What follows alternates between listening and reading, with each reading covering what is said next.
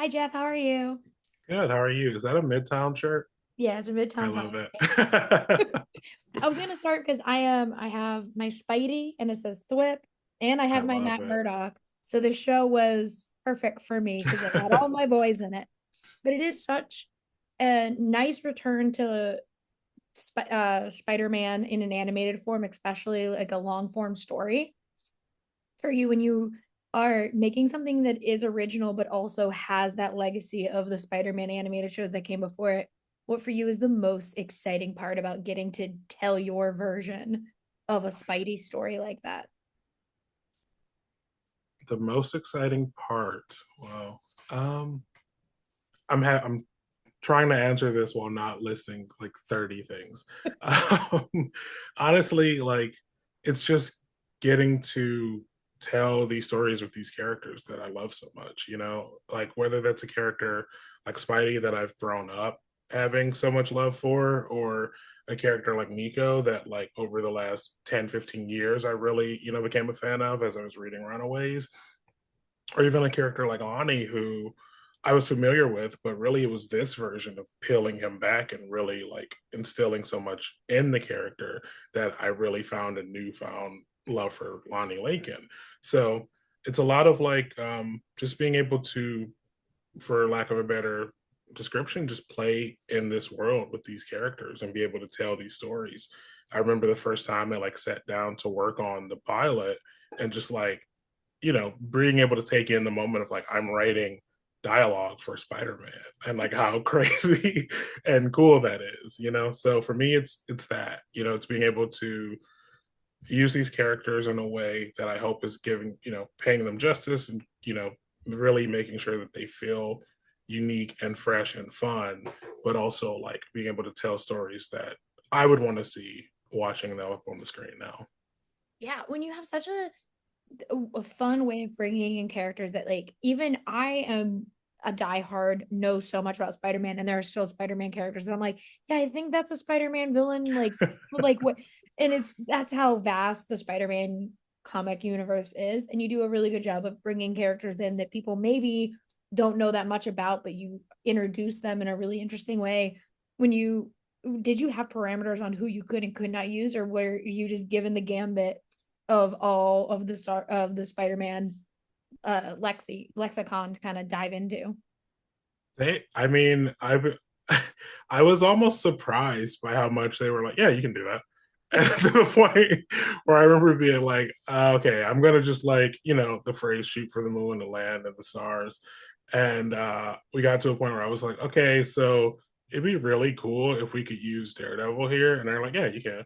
And I was like, oh, it'd be like even cooler if we could use Charlie Cox. No pressure. It'd be cool to use Charlie Cox. And I'm like, yeah, you can. I was like, wait, okay. So like they've been super supportive and like just allowing us to like we can try things, we can use different characters, within reason. Our show is set in a specific time. So if like I was like, yo, can Star Lord pop over here? That'd be kind of weird. But like, keeping it grounded, being able to tell those stories.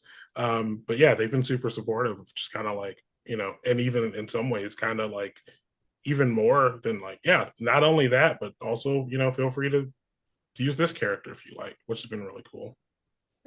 Literally every episode, like I love Spider-Man, so I know I'm also biased when I'm saying this.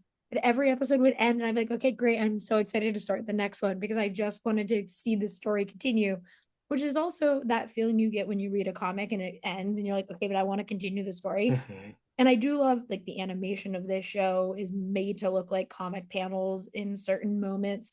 And even with the like shading of the black underneath a lot of the Mm-hmm. faces, how much were you trying to emulate making this its own kind of comic feel while still being an animated show and having to have those and more like, yes, this is an animated show moments that come with it?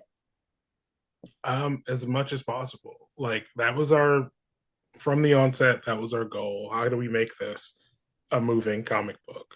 Mm. And there's a lot of trial and error. There's a lot of like, oh, let's try this thing. Does it might be a little distracting, so we'll pull back on this, or we'll do this thing. Oh, it feels a little too in line with like Spider Verse, and we want to make sure that we're our own thing. So like we're always kind of like implementing things and trying things and building out. And even now, like having finished season one and working on season two, it's always like, okay, well, how can we even more so kind of like align to the thing that we're looking for?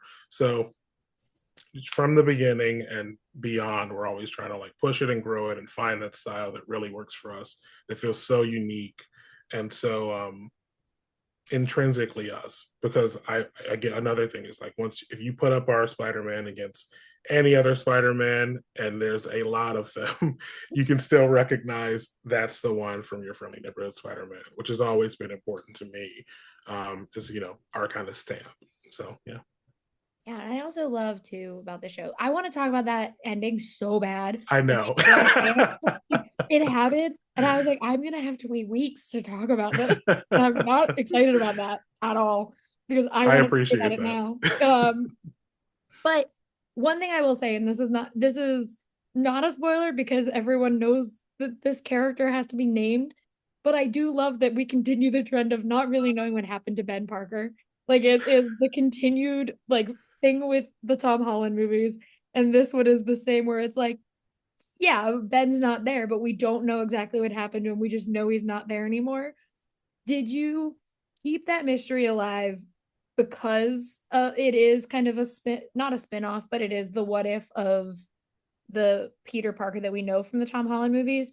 Or were you just like, that's kind of a fun bit? One straight up knows how Ben Parker is not there anymore. You know, it's funny because I will be honest in that, like, I don't know what happened to MCU Ben Parker. um, so it's not necessarily that, but it is a, you know, for us, there are certain parts of Peter's story that I am excited to delve into. And I think there are little context clues there for what happened to Ben.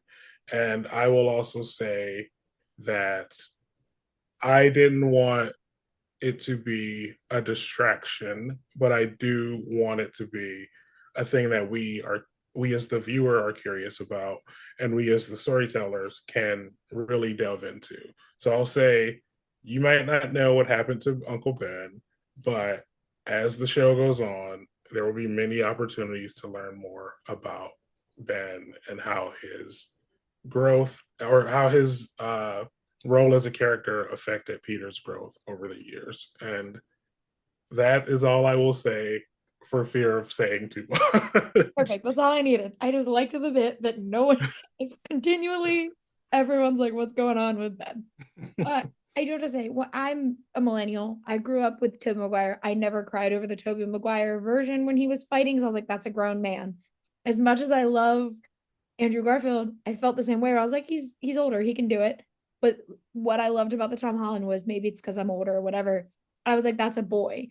And he's Mhm. trying to be a hero. And that's very much what this show is. It is a young boy trying to do the best he can. And it still has that through line of like, come on, you can do it. And like him talking to himself. How important was it for you as a creative to make sure that like that aspect of Peter was still true? Because I think often we forget that this very strong boy is like 14 or 15 when he Mhm. becomes Spider-Man. I mean, I'm so glad you mentioned that. That was immensely important to me because the same thing. You know, I grew up watching Toby. I watched Andrew and I watched Tom, and it's the same thing where it's like when certain things happen to Tom Holland Spider Man, I am like, oh no, he's just a kid. And like, I think that to me is like an important through line, as well as like, if we're doing this story where our Peter Parker is a teenager, he needs to feel like a teenager and not just like when he's at school or not just, you know, when he's like, oh, my aunt, you know, is having trouble paying bills, but like he needs to feel like a teenager behind that mask. And I think it's very, very easy to forget that because we're just used to like, oh, he's Spider-Man, he's gonna save the day, he's gonna do cool stuff.